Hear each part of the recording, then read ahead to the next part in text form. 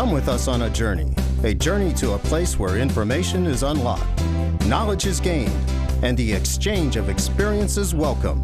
This is the Knowledge Exchange, presented by Lakeland Community College. Thank you. All right, well, thanks, welcome. Thank you for coming. I've got about 75 slides, so some part of it is going to go fast. What I would like to do is, the first part, I'd like to talk a little bit about the logistics, and then go into the, just life on the trail. Those are some of the things I think many people usually want to know. So with that said, I think probably the first topic that first question anyone ever has is safety. I think there's a general concern that once you're on the trail, you've got not only bears but humans. I think probably, and I selected this photograph for a reason, probably the only guy that I thought on the trail that I thought was a little bit dangerous. But in order to, I think the most dangerous part of the trail is driving, cars, getting there and getting back.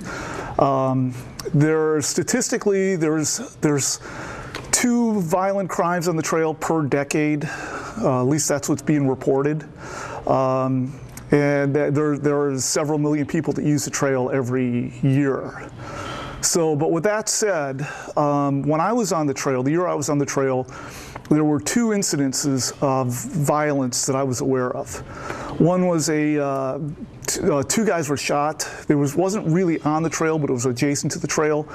The person who shot them was he had killed 2 people on the trail in 1980 and was caught immediately and should not have been out, but he was out. And he was apparently living with his mother. His mother died, and he ended up back on the trail. And what the story goes was 2 guys were fishing. They offered him dinner. He ate dinner. He said he had to go. Pulled out a gun, shot both of them, and they both managed to escape. And the police caught him a short time later, and then he later died in police custody. I never did hear what the reason for that was. And then the other safety incident that I heard about was a young woman that apparently was hitchhiking, and then what I'd heard was she was raped. So with that in mind, how do you do this safely? Again, what I said is I think the worst part is, most dangerous part is driving to the trail and driving from the trail. Then once you're on the trail, I think you avoid camping anywhere near roads. That's most likely where you're going to get locals that are drinking, local drunk kids that are drinking and maybe causing trouble. So if you avoid that, if you camp at the shelters with people, usually on most nights there's going to be somebody at the shelters, and then walk with if you avoid hitchhiking, or if you hitchhike with a partner. And I think with that in mind, I think you've got a very low probability of being harmed. So the other question I get is why, and that's one that's hard to answer. This was something that I started thinking about in about 2003. I've always done things that were outdoors, and it just wouldn't go away. The thought just wouldn't go away. And after a few years of planning, I knew I had to get some financial things in order to take off basically 20 weeks of work. And so when I did that, once that thought entered, I just couldn't ignore it. And I don't really know exactly why, because I knew going into it, it wasn't going to be all sunshine, and there was a lot of days where it was raining and cold and things like that. Okay, so another question I get is what to bring, and this actually I laid everything out. This is basically most everything. I've got a pot. Actually, I had a much smaller pot for the trail. Fuel for a stove. This was my tent. Water filter. Ground pad that blows up into, actually it's quite comfortable. My sleeping bag, and then my pack. One of the things that with my stove, everything actually fits inside. This is what nearly everybody uses are alcohol stoves. This is it. You know, use denatured alcohol. Is easy to get on the trail. This is it here, and one of the nice things is that the stove, instead of if you buy a commercially available stove, they're usually, you know, maybe a pound. You could get denatured alcohol in really small quantities along. In most of the hostels along the trail, you could find it. And, you know, the stove itself only weighs a couple ounces. It made it from, you know, beer cans or soda cans is what everyone does. Total weight without food and water is about 17 pounds. It became fairly doable. Okay, another question I get is, what do you eat? And I think a lot of people, when they first start looking at doing the trail, they're looking at the, you know, the prepackaged backpacking foods. I think that was a total waste of money. Yeah, expensive and calorie deficient.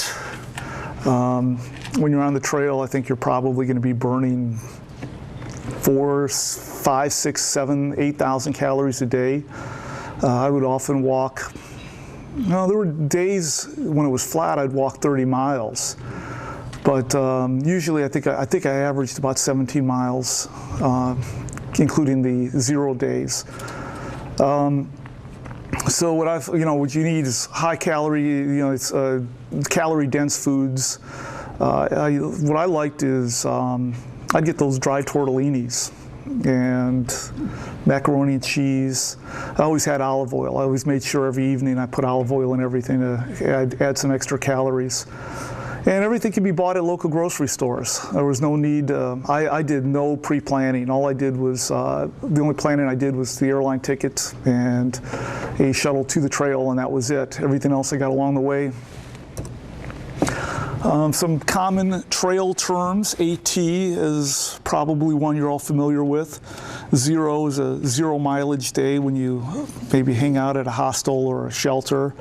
Slack packing is oftentimes if you're at a hostel, they'll give you a shuttle to the trail and you can walk back to the hostel, and it's kind of a nice way to walk without having to carry any weight.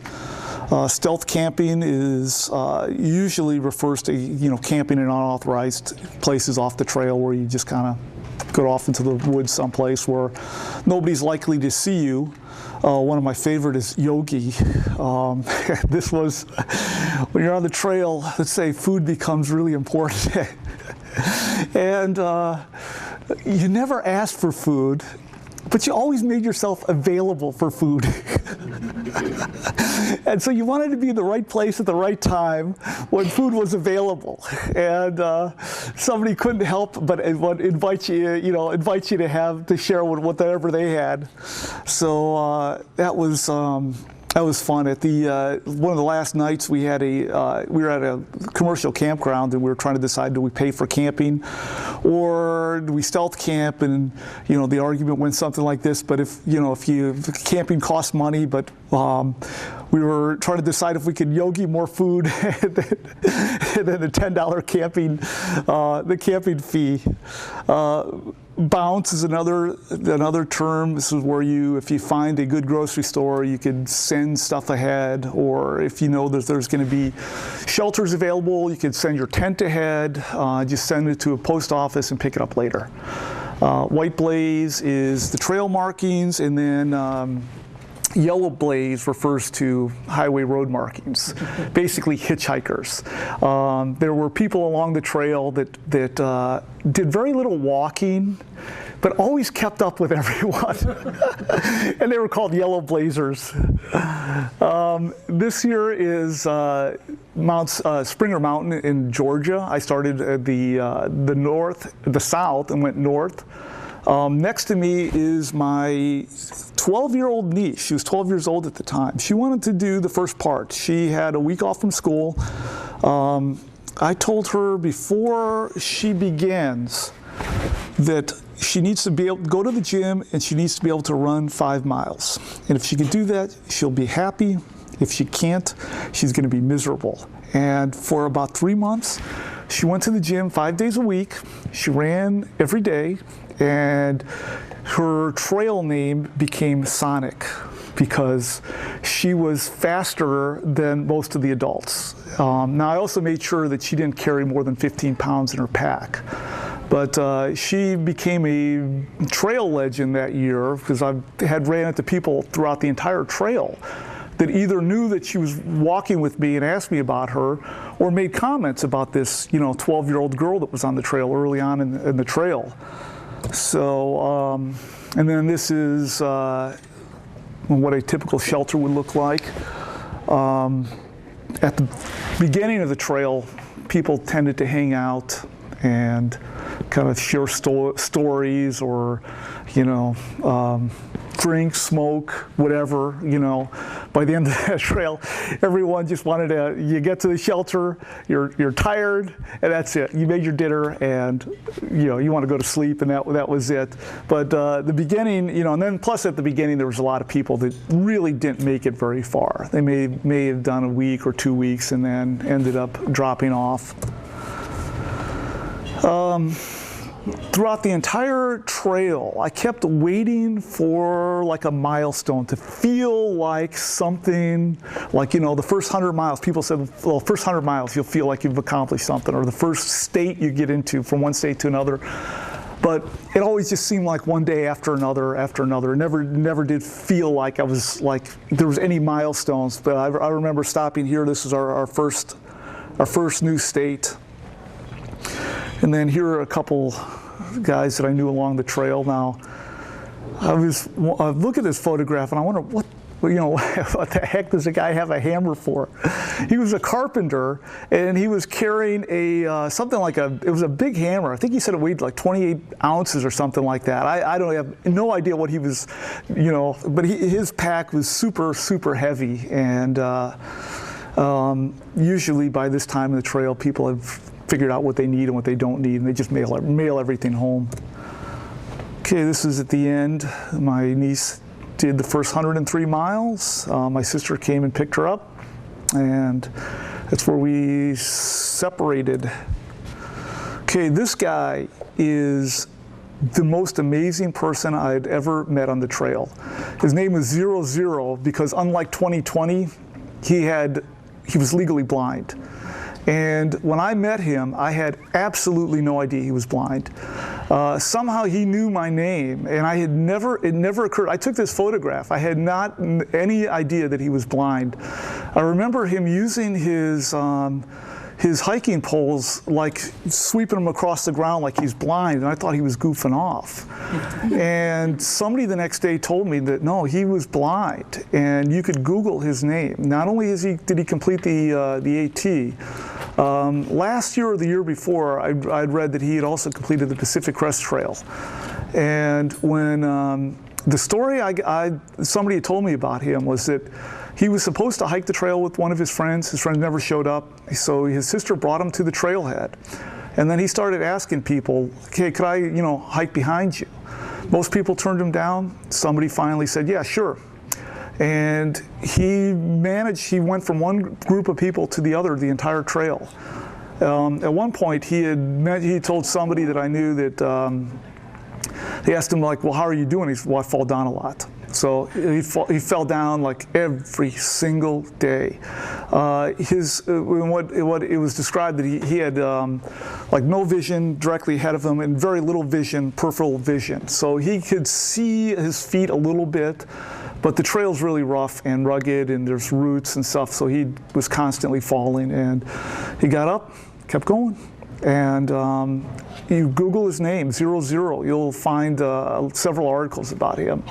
But without a doubt, the most amazing person I'd met on the trail. Somebody that would, endure that level of, suffering and make it to the end. And then want to do another one, after that.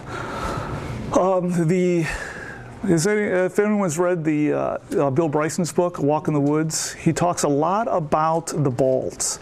And they were are really beautiful places. This is one, I think this was the first one. I spent an afternoon here by myself, and the desolation was really stunning. I mean, you're there in every direction.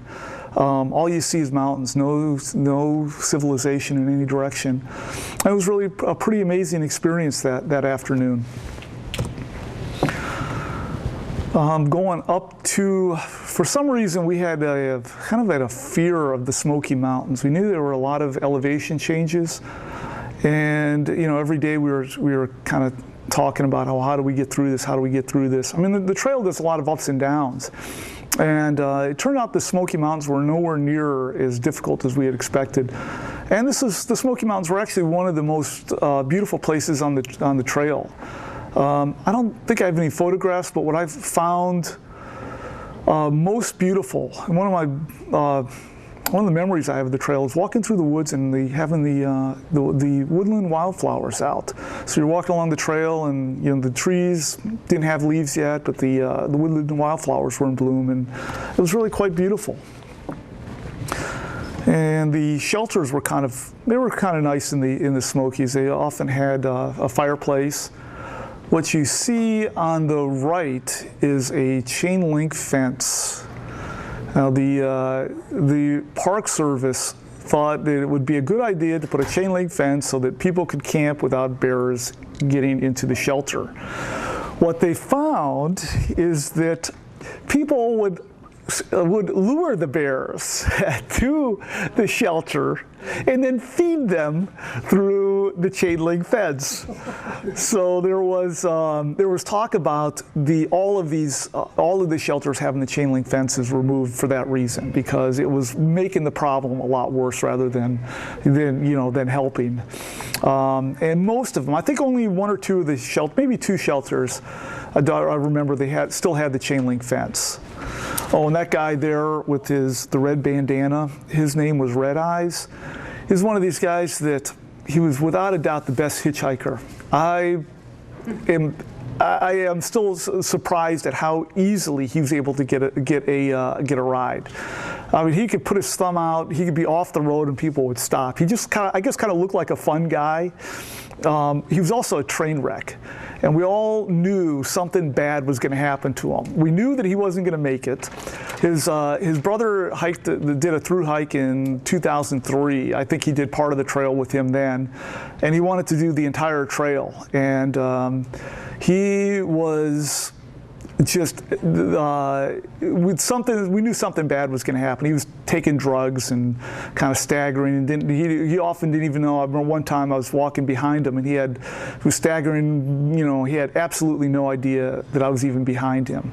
So eventually he was arrested in the Shenandoah National Park. Somebody said he was making threats to somebody, and they called the cops on him, and they found drugs on him. So he was arrested for both drugs and for making threats. So that was the last I heard of him. I don't know what happened to him since then. This is the North Carolina-Tennessee border. The trail went along the North Carolina and Tennessee border, so it wasn't just crossing in one location.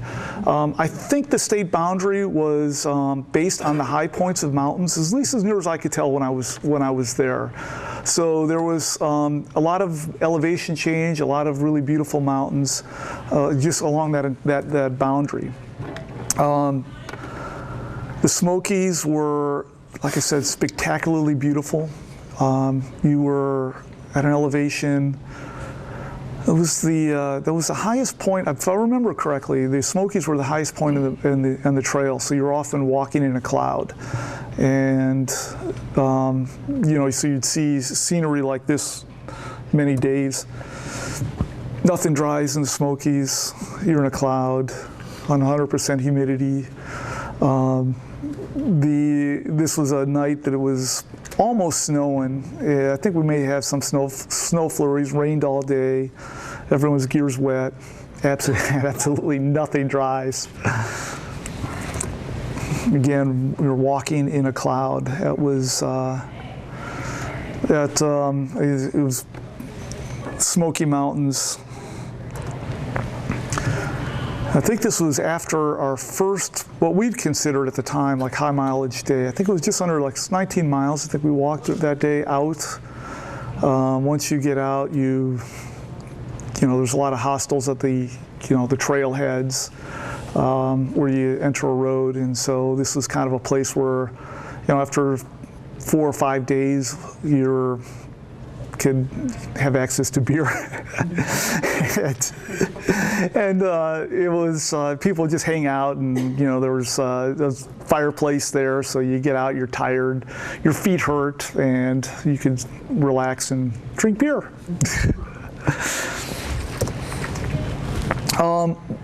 The trail goes through, you know, what was once some vibrant communities. And so you find a lot of things like this. I don't know if you could read that or not. It was a grave marker, October, 31st, 1882 to something 1940.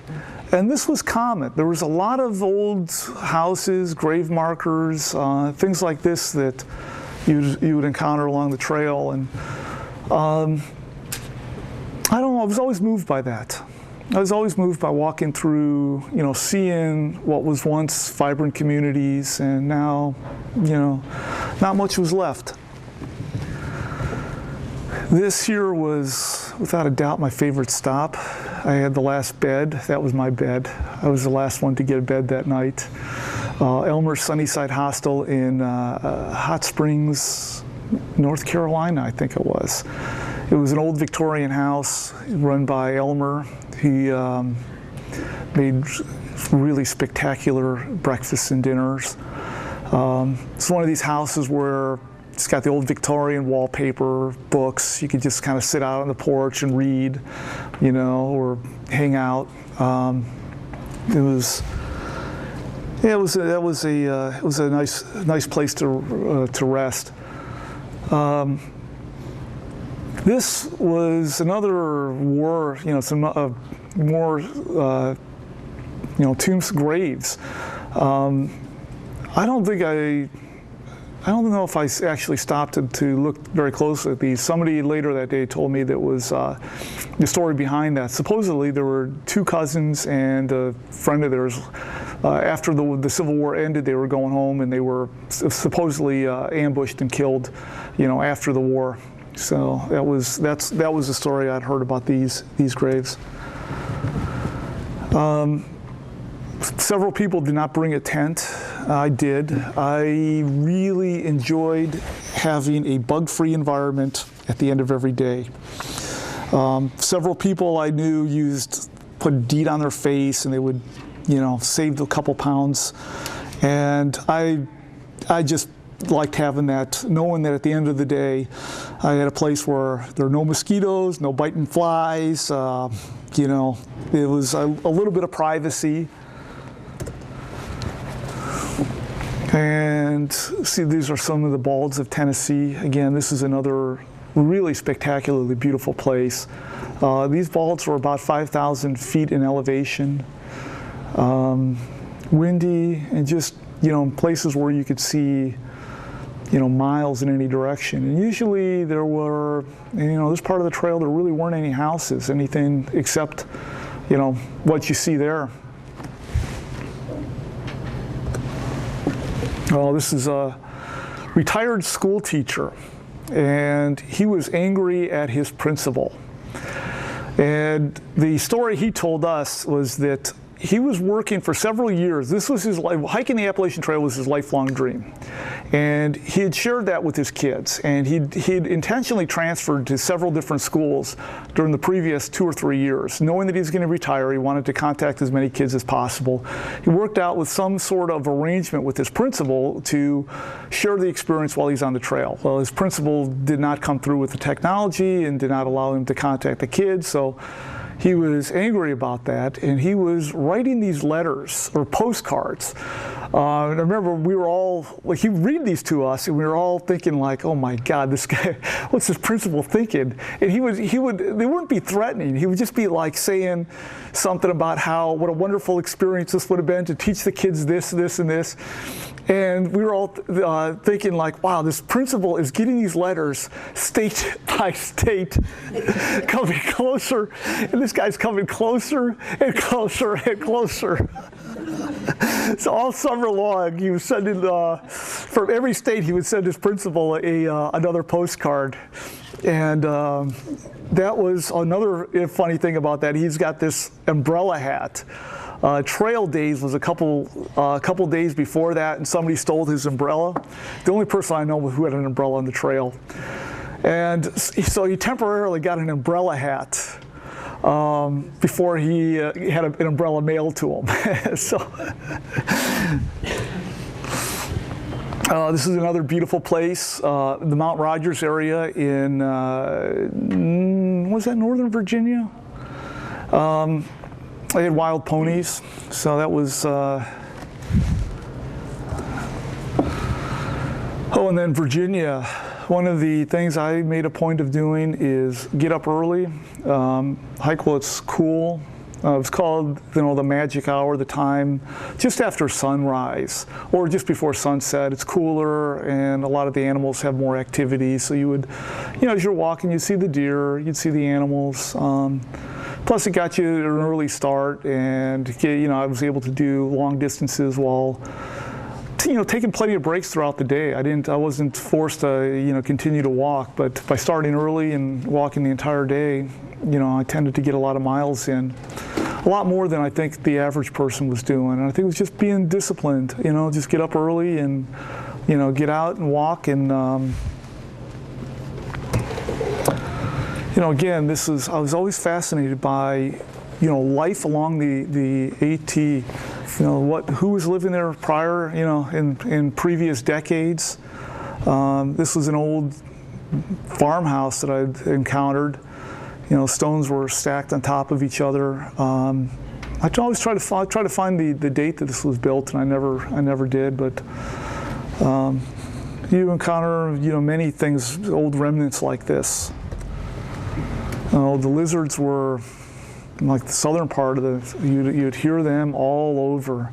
It's one of the things everywhere you go, you'd hear them rustling in the leaves. It kind of became something that's burned into your memory on, sounds. This is my view of the Atlantic Ocean. This was supposed to be a spectacularly beautiful scenery this day. This is all I got. It was still pretty amazing, walking through the mist like that. So didn't quite get to see the ocean that day, though. Again, more trail companions. Shared the trail with many different things. James River. This is another spectacularly beautiful day. I remember it being hot and wanting to go swimming, but deciding that I had to make a choice. Do I go swimming or, have more time to get to the next campsite and relax at that day? And I chose mileage over swimming.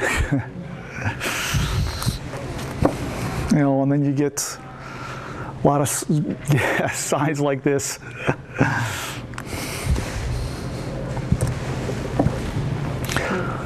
Trail magic was a big part of the trail experience.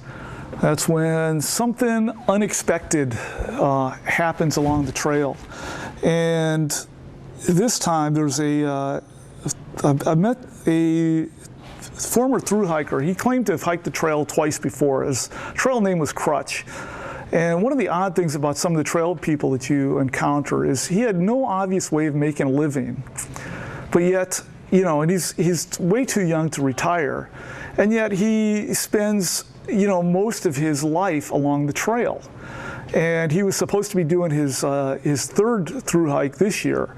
At some point he had given up. He had a car and was just doing trail magic and working on trail projects, for the summers, what he told us. So I met him at within the first week of being on the trail, and then again at the 800-mile mark. He had a car, so he offered to go get us pizzas and beer. And we tried to give him extra money. Doesn't want any extra money. Just wanted only what the pizzas and beer cost, nothing else. And I never really did figure out how somebody like that makes a living. And he's spent years just hanging out along the trail. I don't know. Picking up the beer cans you guys left. Yeah. I met a few other people like that too that had no obvious means of making a living, and they just spent most of their life along the trail. This was in Waynesburg, Virginia. Temperatures were 95 degrees. I actually got interviewed by the local newspaper, just walking through the town. They wanted to know how I was managing on the trail, and about 2 or 3 sentences of mine were in the newspaper. One of this is really common along the trail. There are old churches, a lot of free hostels, churches. There's a YMCA campsite just down the road from this. This was a hot night, so I decided to stay here tonight because of the air conditioning, although it's kind of a hard place to sleep. So I moved to the YMCA campground the next day. One of the things when I mentioned safety, one of the things, people have this idea that on the trail you're like an easy target. And I'll give you a brief story. I had injured my ankle a couple days before. So the day I was walking into Waynesburg, my tent accidentally fell off my pack. And I didn't realize that until I was getting a ride into Waynesburg. And I'm like, okay, tent cost $125. I didn't want to lose it, but I knew that there was an outfitter in Waynesburg that I could get another tent. So I decided that, well, what can I do? Let it go. Don't worry about it. By the time I got here, there was a note for me that my tent was waiting for me at the guy whose trail name was Conan. Like Conan the Barbarian. He's another interesting guy. He worked as a Magi for David Copperfield. Magi was his job title.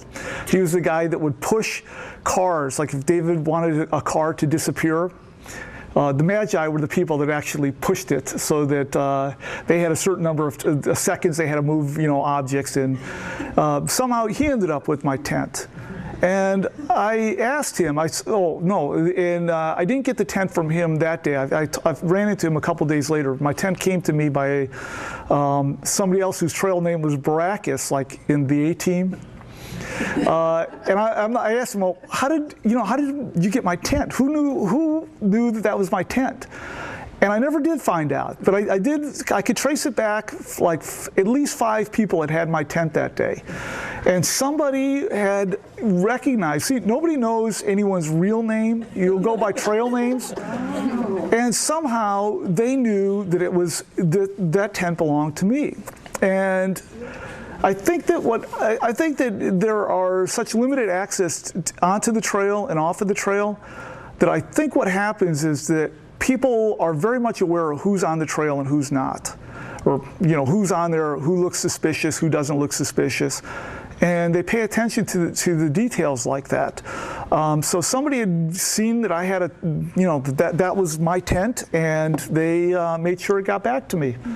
And I think that's why when I looked up several of the murders that occurred on the trail, each and every one of them had the murders were caught within hours. Nobody lasted more than a day without being caught, and people knew who was on the trail.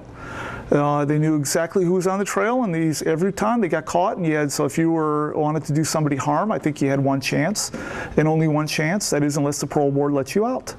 Then you had 2 chances, like the guy that shot those 2 fishermen the year I was there. And speaking of crime, this guy was the only person that we all felt uncomfortable with. His name was Torch, and the very second slide you saw he was lighting a fire with bug spray in a lighter. And he supposedly, the story he told us is that he was homeless. Somebody had taken him in and got him some government assistance. He had $125 a week coming to him. This was like a Monday. You could see his cooler in the background. He liked drinking Pepsis. He liked having ice. This was Monday. He spent his entire paycheck, the last thing, or his entire weekly money on Monday. He didn't have anything coming until Friday. And what did he buy it on? He bought a cooler, soda, and ice. And he was telling us, I didn't intend to stay at this shelter, but the two young ladies were very much afraid of him for good reason. And we all kind of knew of him, and just if there was people around, we would kind of stay and make sure, until somebody else came, and nobody else did. That's why I spent the night. I was going to stay until somebody else came, and nobody else did. But he was talking about how much he wanted to hurt people, but he said he always hurts himself instead, and his left arm had at least 100 cuts on it. So it was all scarred, and I don't think he lasted much longer after this. I never heard anything of him after this. But I know that in order to, when there's somebody that is suspicious like that, the people that are on the trail pay very close attention. And I think that for that reason, I think that trail violence is very low. Things that actually happen from people that are on the trail, I think is very low. Like I said, there are two statistically, well, the official record is 2 incidents of violence per decade on the trail for 2,180 miles with something like 5 million people using the trail every year. So but I think it's because people are paying attention to those that don't belong there. Rattler, everyone's afraid, I think, of rattlers, rattlesnakes, but my experience with them, they've always been very docile. As long as they want you to, they rattle, let you know that they're there, and as long as you give them some distance, they don't cause any problems. Another trail companion, Harpers Ferry. This was one of my favorite stops. I liked the town so much I spent 2 days here instead of one. I was going to stay one day. There's a lot of historic information along the trail, along in Harpers Ferry, and I wanted to take that all in, so I spent an extra day there. The half-gallon challenge, I think maybe somewhat famous, but even though it's at the halfway point with miles, something happens in the second half that I think is different than the first half. I think that if I would have left the trail at this point, I don't know that it would have had much of an impact on me. The second half of the trail is where you intellectually know what life is like off of the trail, but it doesn't really make sense.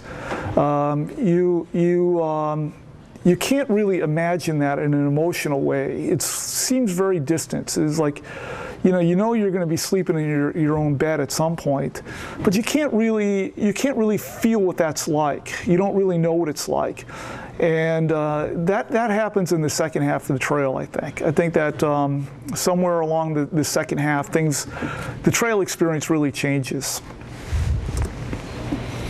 Another one of my favorite stops, this was an old state-of-the-art 1905, I think, hotel that were kind of like a trail hostel. Usually these places are maybe $10 to $15, maybe $20 a night. You get a hot shower, which is always nice, do laundry. So about every 4 or 5 days, I try to make it into town to get a shower, resupply. Food's heavy, so you don't want to go too many days without, unless you really have to. I try to limit it to maybe 5 days because, with 5 days of food, I think my pack was maybe up to about 35 pounds. And usually when you're in town, you're at a low point, and then you got to hike out 35 pounds. And I always preferred to keep it light. All through the entire trail, we kept hearing about the rocks of Pennsylvania. Maybe they were a little worse than other states, but it was only like the second half of Pennsylvania, and this is what people were talking about. Is that the trail itself? That's the trail itself. Oh yeah. I probably don't have any, some of the places the trail, this is it. I mean, it's worse than this even. There are places where you're thinking like, there's no way the trail goes there. Oh yeah, it goes there. It was, I spent a night in jail. This was another free hostel, the old jail for Palmerton. I turned out I was the only one there that night because I had a different speed than most people, so I would tend to run into people for a while. I'd hike with them for a couple days, and then they would fall behind and I'd move on. And it just worked out where I knew there were several people here before me, and then before I was leaving, there were several people that were here after me. It just turned out that, I was the only one there, the only one in the entire building, as far as I know, that night. Somebody else, another trail person. This is the topographic low point, almost at sea level of the trail, the Hudson River. Another odd thing is you'd find these odd memorials. This one here says something like, say a prayer for my friend Rick, who left the earth here on October something, 2007. I don't know what to make of some of those. Kent is probably the most expensive place along the trail. So expensive I didn't want to spend the night, but these two guys wanted to go in with a room, so I think a motel room was like $130, which was super, super expensive anywhere along the trail, so I did spend the night there with these two guys. Oh, we'd occasionally run into trail crews. The trail is almost entirely voluntarily maintained, and this trail crew was a group of teenagers and doing excellent work. They're the ones that keep the trail. You'll see in a few slides, rain just washes the trail out, causes a lot of damage, and these are the people that keep the trail together. Getting nearer Hanover, and this is a guy that I met and hiked with for a few days, mountain sailor. I guess he was a real sailor in life. I think he's told me that he was transporting, I think his job was to transport sailboats for people. I think that's why he got his trail name. Thought this was beautiful. Early morning dew on the spider web. Another hostel. These were just wonderful places to hang out. You're tired, you get off the trail, you get a hot shower, you can eat. And when I mean eat, you really don't stop eating. And you meet a lot of people and kind of hang out. This is where a lot of times you do a 0 day to recover and before you move on. White Mountains were, again, spectacularly beautiful.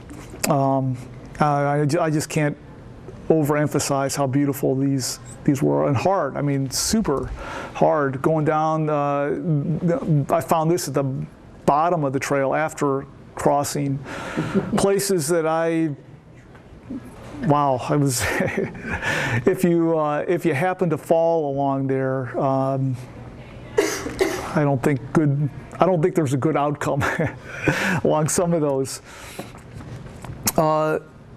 These Auntie Mame and V8, the two on the left are twins. They were 58 years old. They said their father died unexpectedly at 58.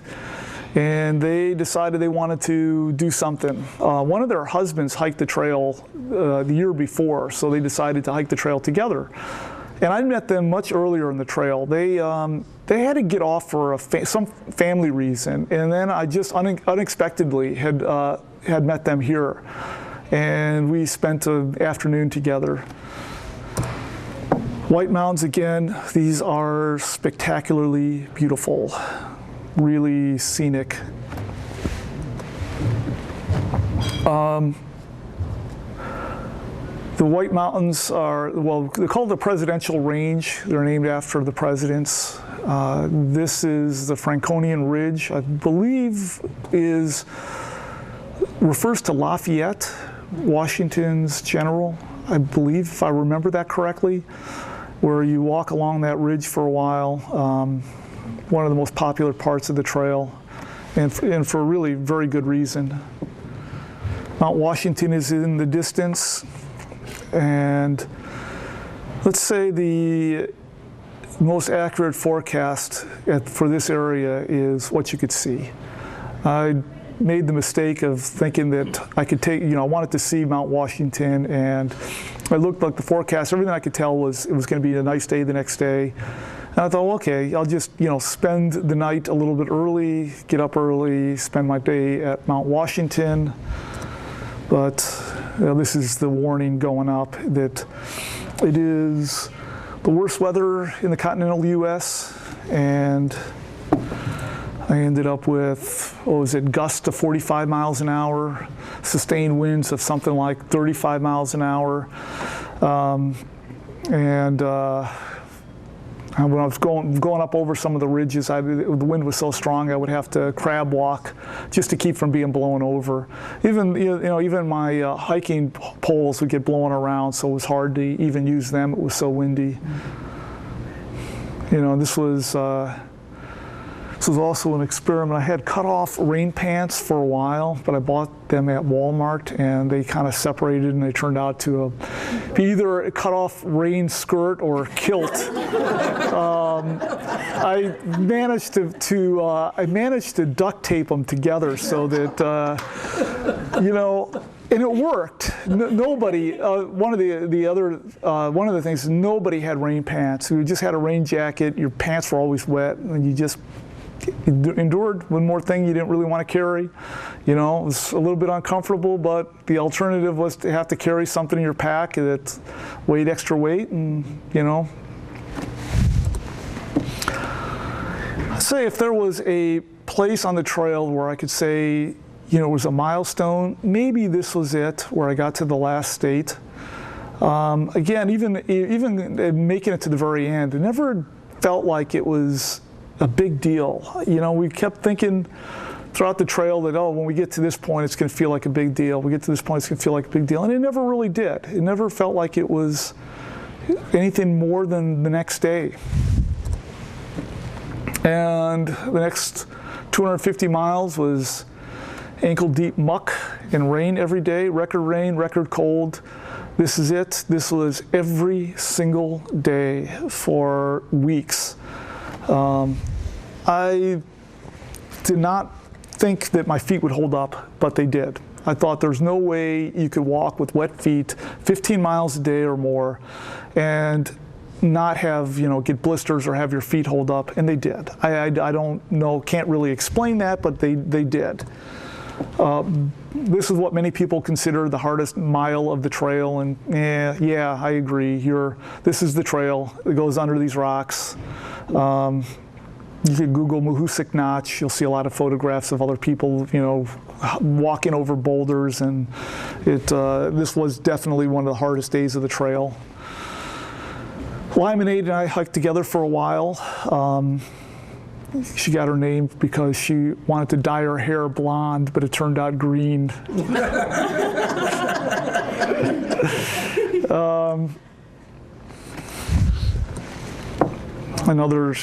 He got his name, he had a mohawk at the very beginning of the trail, which is growing out.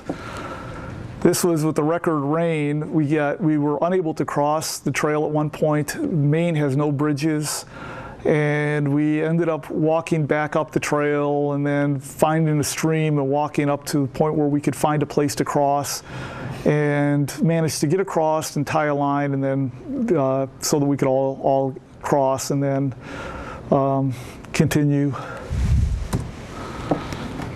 Yeah, hiking above the clouds. You could see one of the mountains in the distance. So this is Maine, you're above the clouds. Really a beautiful day. Then the 100-mile wilderness. This is the last 100 miles, and I think possibly the most famous part of the trail. At least a lot of people seem to know of this part of the trail. But you know, most people, the impression you get is that it is 100 miles without break, but there are a lot of forestry roads that run through this. No main roads, but a lot of forestry roads. I, for some reason, took a photograph of my feet this day, and it turned out this was the last day of the rain. We call them zombie feet, because this is every single day for weeks. It was walking through muck, ankle-deep muck. Last night on the trail, this is where I had mentioned, we had a discussion on, do we pay $10? Can we get more food from this pay campground than the $10 cost, or do we stealth camp? And about half of us ended up spending the night at the campground, and food came in abundance. It was a good decision. I mean, food came in abundance that night. Another interesting conversation we had that night is we were trying to decide, well, why did it seem like it was a good idea? And nobody had a good idea, not only why they were there, but we had asked the question, why stick out the rain? And nobody had a good idea for that either. It was just, I can't really explain it. There were people that were leaving. There were several young ladies that left just prior to the 100-mile wilderness. They had gone that whole way. It was raining every day, and they just said, that's enough. There were people that were leaving the trail all the way up to the end. And we never really had a good explanation for that. And then this is where one of the guys I was with had made a statement that I think we all agreed with. He said 6 months before that, he was sitting in his office, and he would think, well, what would life be like on the trail? And he said, I really couldn't imagine that. And he said, now I think about, what is life going to be like off of the trail? And he says, I really can't imagine that either. And it was just that you by this point, you know intellectually, that you have a bed, you're not going to be walking every day, but you just can't really feel that. That seems like it's something that is not even, I don't know, emotionally, you just can't really understand what that actually means to have a bed to sleep in, or not be walking every day. And I think we all agreed with this statement. And this is the end of the pilgrimage. And I think this is probably as close of a pilgrimage as anyone does these days. Kathadin was always at the end. We were always walking to Kathadin. It was this distant point that gave us a common bond. You could always rely on other through hikers. It was like, there was, they'd help you if they could. I think we were all tied together by this common, pilgrimage. Get to the end, get to Kathadin. And even at this point, I remember thinking that it did not feel like it was, anything more than another day. I thought, well, hey, when I get there, it's going to feel different. I never did. Although I may have forgotten to touch the sign, so I don't know. And then what did it cost? I think that I had at least, I went through 4 pairs of shoes, about $125 each. I had a super light backpack at the beginning, and over time, the plastic frame, especially in the heat, when I needed a lot of water, that frame began to bend, and would put all of its weight on my shoulders, and I began to notice at first that my shoulders were hurting at the end of the day, and then as it continued, it was hurting earlier and earlier in the day, and then I realized it was my pack was bending, so I had to find another pack. I went through first with water, with iodine tablets, and after a while I couldn't stand the taste of iodine, so I got a UV light filter that worked excellent. It was super light, worked excellent until it didn't work. And then I switched to a pump filter. I can show you that in a minute. There's transportation to and from the trail. You're eating at least 3 times the calories. At least I did. I was eating at least 3 times the calories. I think walking burns at something like 400 calories an hour, if I remember correctly, and I'd be walking no less than about 10 hours a day, and a lot of times 12 to 14 hours a day. So, that plus your base calorie needs, you're up to, 6,000 or more. I lost, from what I weigh now, more than maybe 35 pounds. So it was even eating that much, you still have very little.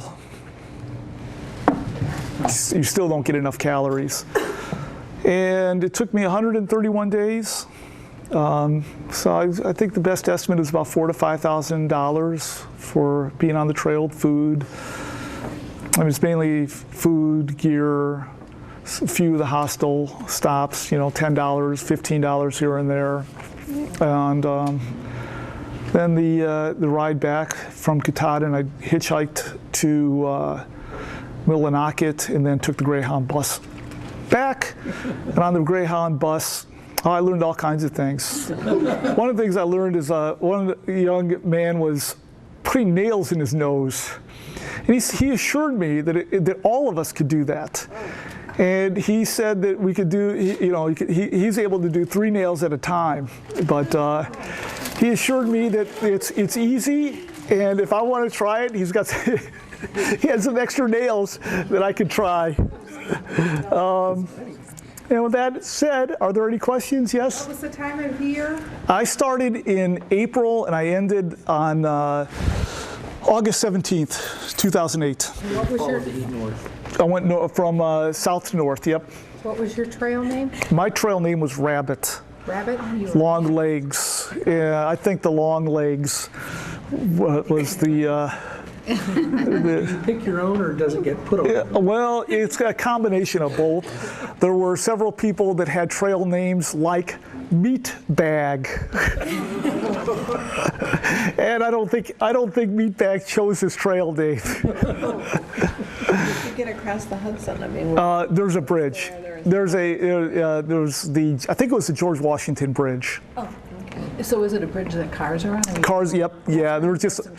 Right, yeah. There were places along the trail. You know what's funny is you don't need a map along the trail, except when you're in town. Somehow you could always, the trail, you had the white blaze, but there'd be places where even for long periods you would not have the white blaze. But I never had a problem with finding the trail. What I've had a problem with once you get into town, the white blazes, they'd still put the white blaze, but it'd be on the pavement or on the bridges and stuff like that. That was always the hardest part, I thought, finding your way through towns, following the trail through town. So I guess because it's not, worn, in the woods you have that nice worn trail you're in. Does anybody go north? Yes, about 10%. About 10% go north, yeah. And the other thing that some people do is they go, I think there's a trail name for this. Well, they'll start in Georgia, go to Harpers Ferry, and then go from Harpers Ferry to Kathadin and walk back to Harpers Ferry. But if you start at Kathadin, usually it's June, I think, before you can get up. There's snow is too deep to allow you to get to the top before June. This has been The Knowledge Exchange, a Lakeland Community College production.